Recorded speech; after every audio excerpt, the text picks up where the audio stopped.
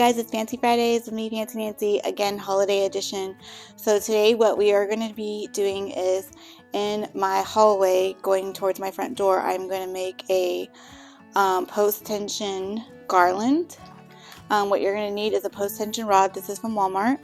And then I got some garland. They have a million different ones that you can pick. This one kind of looks realish, feels kind of like rubbery. Again, there's some with hollies, all different ones. You see I used like up here just a plain one, and then I added my own jewels to it on my chandelier. So you're just going to get garland depending on how big your hallway that you're wrapping is. I think one's going to be enough, but I have an extra. And then you're going to get twinkle lights. And we are going to wrap the garland around the post tension rod, intertwine the twinkle lights into the garland, and then we are going to just open it and put it in the hallway, and it's going to look fabulous as a garland. So stay tuned for part 2.